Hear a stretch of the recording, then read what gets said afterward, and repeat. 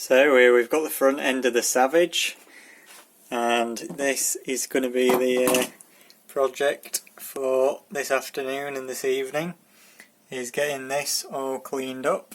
It's actually not too dirty, to be honest, but I'm going to clean it all up anyway. Probably not as thoroughly as the rear, because that was a lot worse. I'm going to rebuild the diff with new bolts, new diff oil. Going to fill up the shocks a little bit more like I did with the rear ones, and sort some screws out for the steering probably as well. So yeah, let's get on with it. So there we go, 4 screws, shocks off, 2 clips, another 6 screws, and the front bumper and bottom skid plate are off. You can see there's quite a bit of dirt on there. There is the differential and the steering. There's the steering rack, which just came off with 2 bolts, which was connected to the steering arms. And we've got one side here which is held in by the 2 pins for the lower and upper arms. There's the centre section with the shock tower and bulkhead and diff case, and the pins and the body post. And then there is the other side. You can see the drive shafts are a little bit rusty, but we'll sort them out quite easily, I will think. Because this is a Savage X, you have the easy access diff case where you can get the diff out, only taking out these 4 bolts, and then you can literally access the front of the differential. So you have 2 bolts that bolt into the shock tower, which are the longer ones, and then the 2 lower ones which go there and there. Just take those out and then you can just pull the diff out. Obviously I'm breaking down the whole thing, so I'm going to have to take the rest of them out anyway, but that's just for anyone's information if they didn't know how to do that already. There we go. So it was another 2 screws after you've taken the disc case off. It's another 2 screws to get the shock tower off, and then 2 screws each for these, and then you've just pretty much got the bare bulkhead.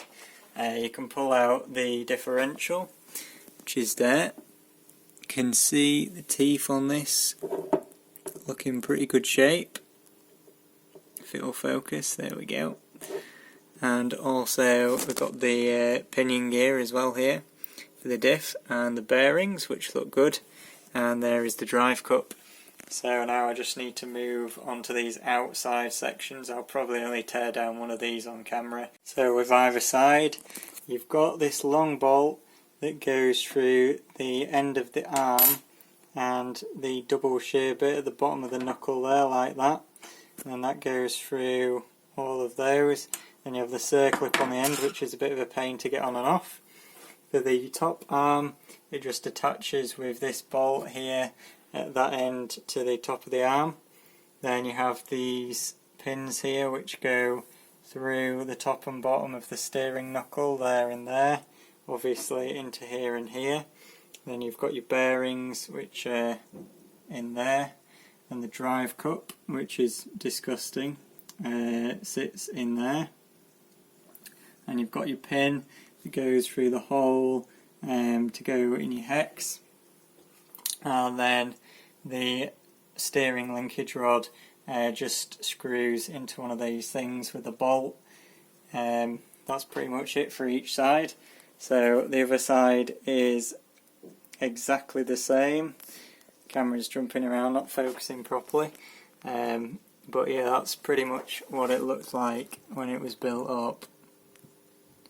And then that's what it looks like when it's all in bits and pieces.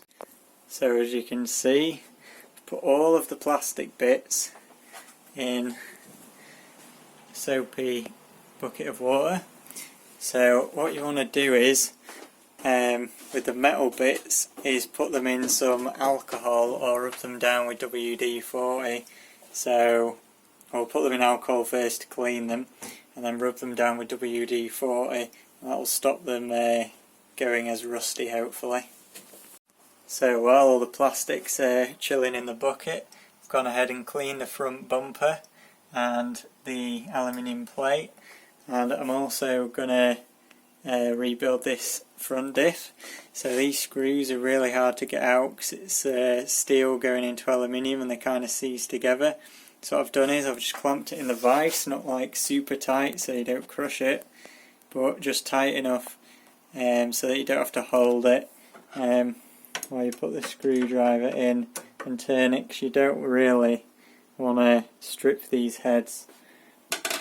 And then I'll replace them with M3, I think they're 16mm long hex head screws.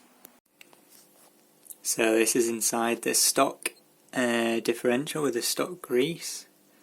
Not quite as clean as the rear one was, but looks pretty good. I'm going to clean the grease out anyway and then put the oil in. The gasket on this one as well hasn't self-destructed, so it's still in one piece in the ring gear, but I'll put a new gasket in as well because I've got 6 of them, so I might as well. So that's the entire diff apart. You can see the ring gear with the old gasket on there still. Got a bearing and one shim. The shim goes on the inside of the bearing, between basically the crown gear and the bearing. Then you put your shaft through there, then you put the O-ring in the middle of there, put the washer on top of that, then you put the pin through the hole in the drive cup, then you put a gear on that, and then with these cross pins you put the gear on the cross pin, then the washer, and then these little blocks, and obviously there's 4 of those, 2 cross pins, 4 washers, 4 blocks.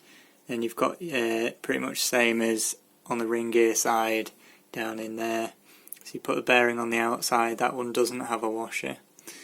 On the case side, so you put your bearing on the outside, put that through, O-ring on, washer on, gear on, and then obviously you put these bits in on top of that and fill it with oil. So I'm going to get these cleaned up and then fill it with oil. Got the diff filled up with oil now. Got my hex head bolts as well to put in instead of the Phillips head ones which came with it. And I've also on this front one put an extra shim on that bearing because it was moving around a little bit in the diff case. So that extra shim will ensure the mesh is always good from the ring and pinion gear. Just waiting for the air bubbles to come out and then it will be getting rebuilt.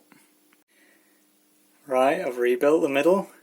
As you can see, the centre diff is in. It just needs some grease on, which I'll put in right at the end, because otherwise it will get everywhere.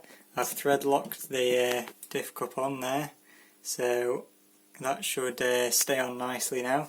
So I just need to put either side back together and the front bumper back on. Still need to put some extra fluid in the shocks as well. So I'm going to put these bits back on next. I'll do the shocks last actually.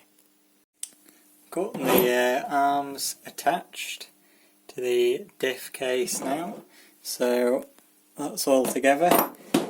So we've just got the front bumper and the steering and the shocks and the tyre rods to go now. Got some grease on the front diff before I put the bumper back on there. So it should be nice and smooth now. So there we go, pretty much the front end finished. Redone all of the shocks, put new oil in them, and I've also cleaned up the steering rack as well and Loctited the servo saver on. So I've just got to put that back on and attach this to the TVPs and rebuild it all. I'll probably do that tomorrow now, and then that's pretty much it.